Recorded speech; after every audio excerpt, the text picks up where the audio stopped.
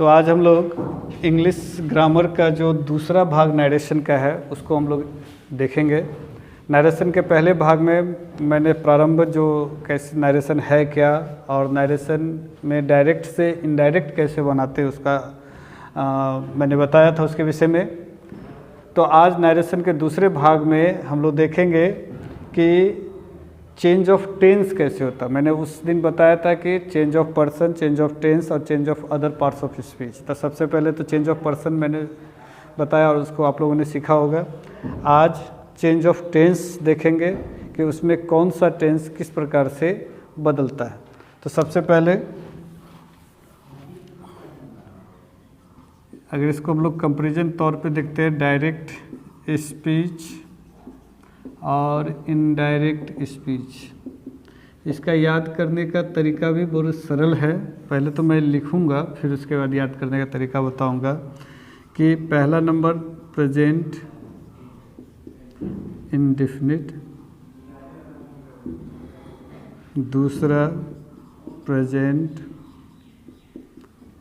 Imperfect, तीसरा present perfect, चौथा present perfect continuous. इसी तरह से पांचवा पास्ट इंडेफिनिट, छठा पास्ट इम्परफेक्ट, फिर पास्ट परफेक्ट और आठवां पास्ट परफेक्ट कंटिन्यूअस। तो इसमें कैसे चेंज होता है? तो प्रेजेंट चेंज होता है पास्ट इंडेफिनिट में, प्रेजेंट इंडेफिनिट। प्रेजेंट इम्परफेक्ट तो पास्ट इम्परफेक्ट में, प्रेजेंट परफेक्ट पास्ट परफेक्ट में, प्रेजेंट परफेक्ट कंटिन्यूअस तो पास्ट परफेक्ट कंटिन्यूअस।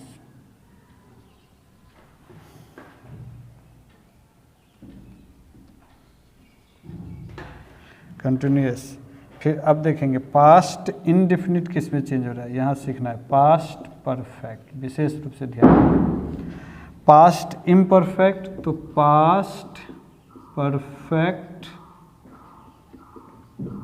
कंटिन्यूअस में,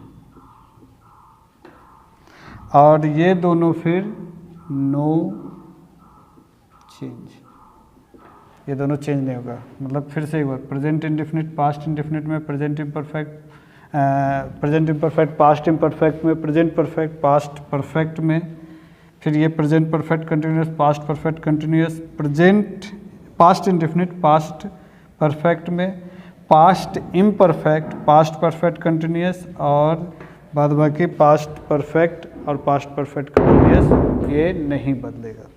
तो इस तरह से डायरेक्ट से इनडायरेक्ट में इसके अलावा अगर शैल विल रहा यानी फ्यूचर का बात रहा, कैन रहा, मे रहा, तो ये सब किस में बदलेगा। तो इसको भी हम लोग देखते हैं। ये उतार लेना है अपने नोटबुक में ताकि जो है इसको बाद में इस वीडियो के अलावा भी प्रिपरेशन किया जा सके।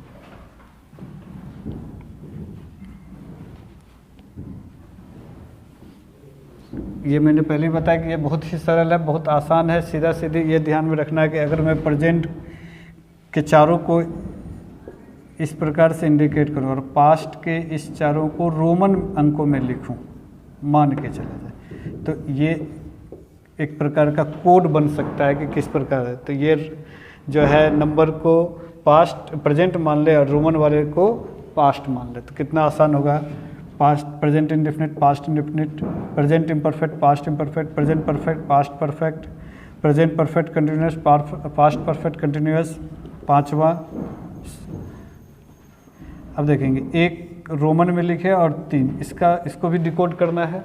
तो एक रोमन का मतलब हुआ पास्ट इंडेफिनिट, तो 3 का मतलब पास्ट परफेक्ट, 2 रोमन में और 4, तो इसका मतलब हो गया कि past imperfect, past perfect continuous में। और अगर 3 रोमन में लिखते हैं तो इसको क्रॉस मतलब नहीं, ये बड़ा वाला लिखा है ताकि रोमन में 10 ना समझ लें, और ये 4 तो ये भी 9। तो इस तरह से ये इसको याद करना बहुत ही सरल है। इसके अलावा अगर हम लोग देखते हैं तो शैल विल, तो बस शुड और वुड में चेंज हो जाएगा, मतलब सीधा पास्ट फॉर्म में चेंज हो रहा है। कैन वुड में, मे माइट में, etc। तो हम लोग बनाने के दरमियान भी इस सब को और देखेंगे कि कहाँ क्या छूट रहा है। तो ये हो गया चेंज ऑफ टेंस। अब इन दोनों को मिलाकर के समझेंगे कि चेंज ऑफ टेंस में और ये पर्सन का, दोनों को मिलाते हैं, चेंज ऑफ पर्सन और चेंज ऑफ टेंस। तो पहला जैसे एक किसी ने कहा कि Ram said to me inverted comma I shall go to Patna, और इसको हम लोग को डायरेक्ट से इनडायरेक्ट में बनाना है। तो राम सेड को टोल्ड में बदल देना है मी, मतलब ये तो पहले ही बताया कि अगर रिपोर्टिंग वर्ब के बाद ऑब्जेक्ट रहता है तो टू को हटा करके सेड को टोल्ड में बदल देना है। मी इन्वर्टेड कॉमा के बदले मैंने बताया था that first person change according to subject, subject क्या है राम, तो राम के अनुसार क्या हो जाएगा ही। अब शैल है तो राम ही के साथ तो शैल लगता नहीं है, विल लगता है, तो he would go to Patna. अच्छा विल लगता है तो विल के लिए पास्ट फॉर्म क्या हो जाएगा वुड। तो ये है, और ये भी मैंने उस दिन बताया था कि अगर ये पास्ट में रहेगा तभी इधर रिपोर्टेड स्पीच का जो है टेंस में बदलाव होगा, अन्यथा रिपोर्टेड स्पीच का टेंस में बदलाव नहीं होगा, ये ध्यान रखना है। अगर यही सेम अगर यहाँ सेड के जगह सेज रहता तो यहाँ पर विल हो जाता है, यानी कि टेंस में बदलाव नहीं होता, ये हम लोग को समझना है। और अगर यहाँ सेड है तो फिर यहाँ पर क्या हो गया वुड हो गया। और भी देखते हैं, महेश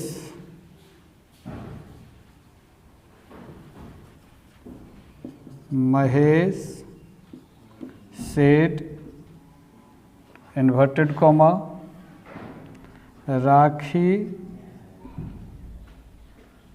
वाज प्लेइंग फुटबॉल।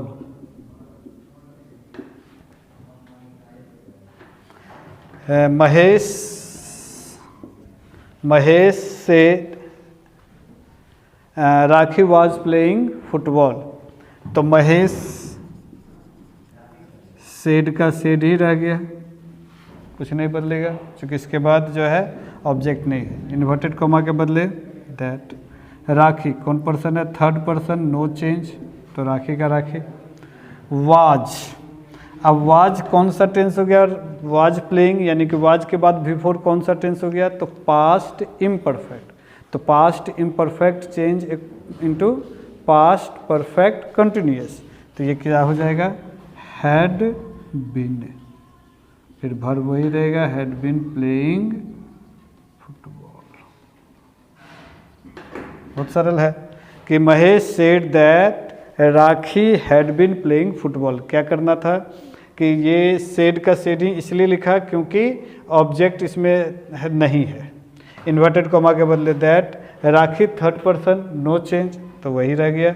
अब वाज प्लेइंग, ये कौन सा टेंस है, तो पास्ट इम्परफेक्ट, तो इसको हम लोग को किस में बदलना था, पास्ट परफेक्ट कंटिन्यूअस। तो पास्ट परफेक्ट यानी राखी, तो पास्ट परफेक्ट कंटिन्यूअस का क्या रूल है कि subject plus had been plus before plus object, तो had been plus before playing और ऑब्जेक्ट के रूप में फुटबॉल।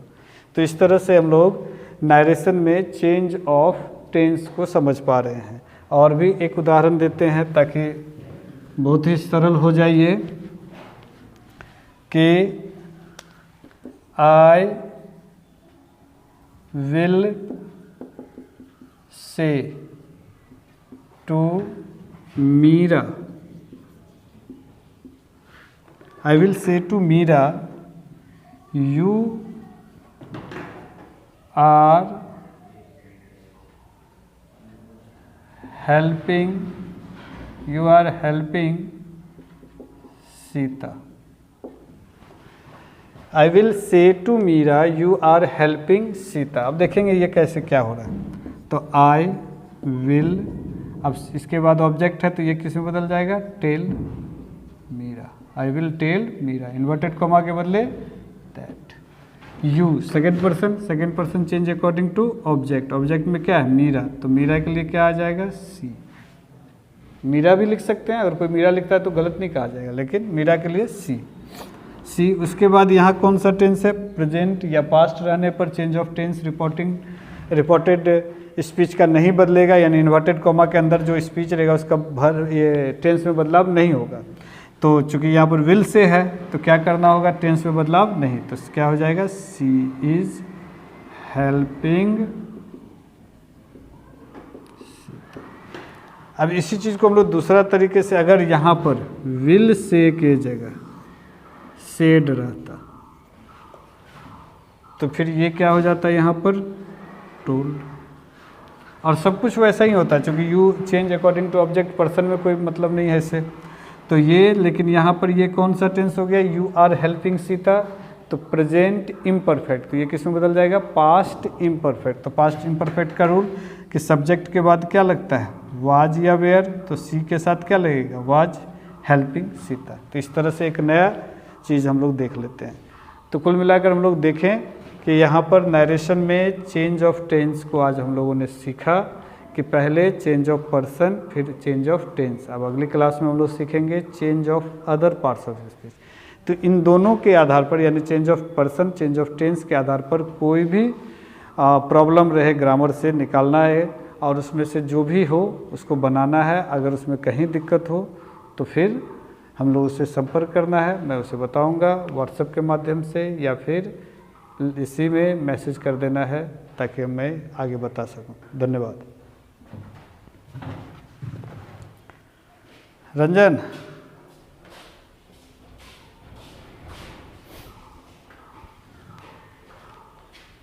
हो गया ये भी।